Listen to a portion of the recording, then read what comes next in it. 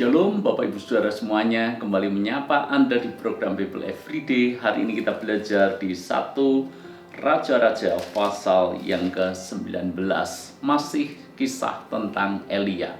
Di pasal sebelumnya kita melihat begitu perkasanya Elia. Seorang diri dia berani melawan 450 Nabi Baal.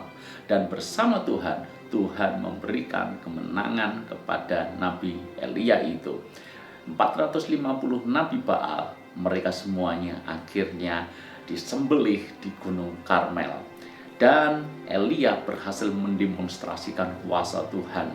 Bangsa Israel dan Raja Ahab melihat betapa Allah Israel adalah Allah yang hidup. Lalu kemudian lanjut di pasal ke-19 ini, kita melihat ada hal yang cukup mengherankan.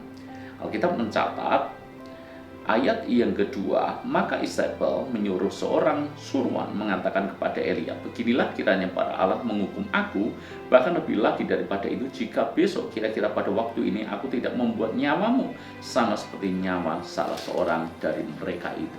Ayat yang ketiga cukup mengagetkan. Maka takutlah ia, lalu bangkit dan pergi menyelamatkan nyawanya.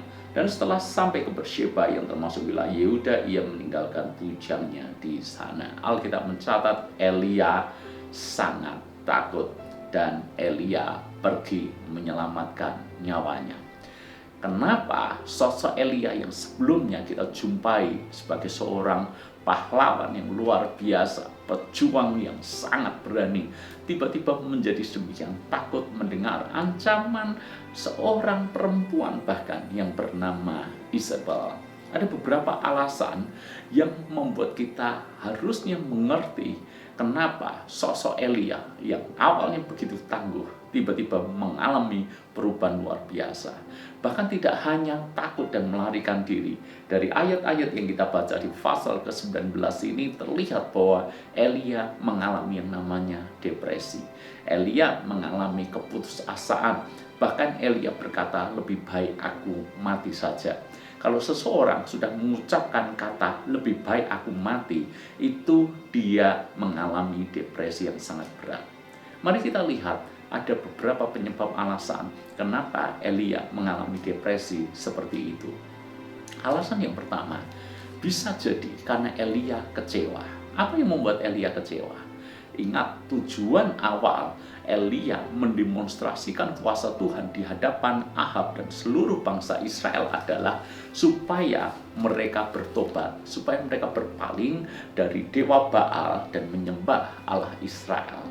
Tetapi yang terjadi adalah sekalipun jelas-jelas mata mereka melihat Allah Israel, Allah yang hidup, tetapi tetap saja Ahab dan mayoritas bangsa Israel tetap menyembah kepada dewa asing. Mereka tetap berpaling dari Tuhan. Mungkin itu yang menyebabkan Elia kecewa. Dia merasa pelayanannya tidak berhasil membawa pertobatan. Kekecewaan bisa membuat akhirnya Elia mengalami depresi. Ini juga tantangan buat kami para hamba Tuhan. Seringkali kami merasa gagal, kami merasa kecewa ketika pelayanan kami sepertinya tidak membuahkan hasil apa-apa. Tetapi belajar dari kisah ini, biarlah bagian kita adalah melakukan kehendak Tuhan.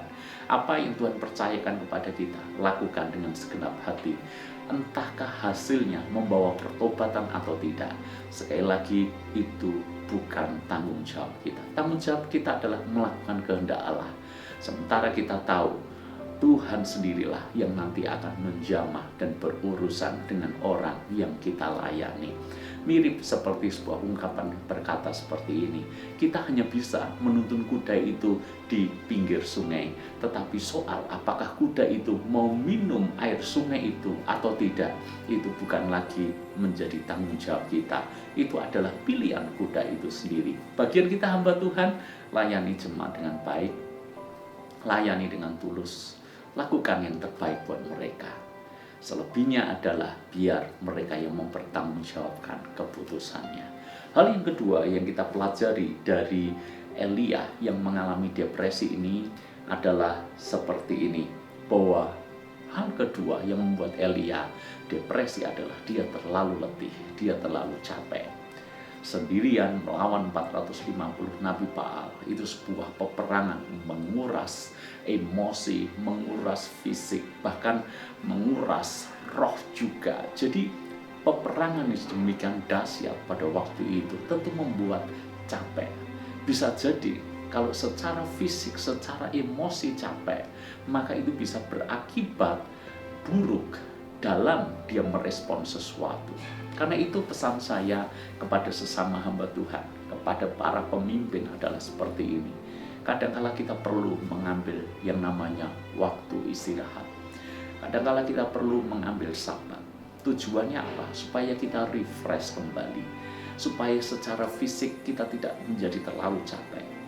Dan secara mental, secara emosi kita kembali semangat. Secara roh kita diperbarui kembali. Sebab kalau kita pelayanan terlalu over, jadwal pelayanan kita terlalu banyak mungkin, bahkan hampir semua waktu kita dihabiskan untuk pelayanan tanpa kita mengambil waktu untuk istirahat, mengambil persekutuan pribadi dengan Tuhan, maka apa yang terjadi kepada Nabi Elia bisa juga terjadi dalam hidup kita. Jadi ambillah waktu sabat, ambillah waktu istirahat. Dan buat Anda yang mungkin Anda bukan seorang hamba Tuhan, bukan seorang pendeta, Anda tetap bisa belajar dari prinsip ini. Anda harus mengambil waktu untuk istirahat. Itu sebabnya kenapa dalam satu minggu ada satu hari yang bahkan Tuhan perintahkan untuk beristirahat dari segala sesuatu. Bukan tujuannya untuk bermalas-malasan. Tujuannya adalah supaya kita memulihkan kembali baik secara fisik, secara emosi, bahkan secara roh. Kita mengambil sabat untuk bersekutu dengan Tuhan. Kita disegarkan kembali sehingga melanjutkan kehidupan kita di hari esok. Kita sudah bisa melakukannya dengan semangat yang baru, dengan fresh, dengan segar. Hal yang ketiga yang kita bisa pelajari, kenapa Elia bisa menjadi depresi. Yang ketiga adalah Elia di titik ini terlalu melebih-lebihkan menurut saya. Elia berkata, hanya dia sendirilah yang hidup, yang masih menyembah Allah. Padahal masih ada banyak nabi-nabi lain yang tetap berpaut kepada Tuhan. Dia selalu fokus kepada diri sendiri secara berlebihan. Dia merasa yang paling menderita, dia merasa bahwa dirinya yang paling malang. Itu membuat depresi. Maka saudara-saudara, kalau kita ingin supaya kita tidak terjebak kepada depresi, maka mulailah fokus kepada orang lain. Fokus bukan hanya kepada diri kita sendiri. Semakin kita mengasihi diri sendiri, semakin depresilah kita. Tapi begitu kita keluar dari kukungan masalah kita dan kita mulai fokus memperhatikan orang lain, menolong orang lain, membantu orang lain, ajaib. Nanti justru kita tidak lagi merasa diri kita adalah yang paling menderita. Kita tidak terjerat dengan depresi. Karena itu jangan terlalu lebay, jangan terlalu mengasihani diri sendiri secara berlebihan ketika Tuhan izinkan masalah terjadi dalam hidup kita. Kiranya pelajaran Elia yang sedang mengalami frustasi putus asa ini Anda bisa petik dan kita terapkan dalam hidup kita, supaya apa yang dialami Elia tidak perlu terjadi dalam hidup kita. Tuhan memberkati.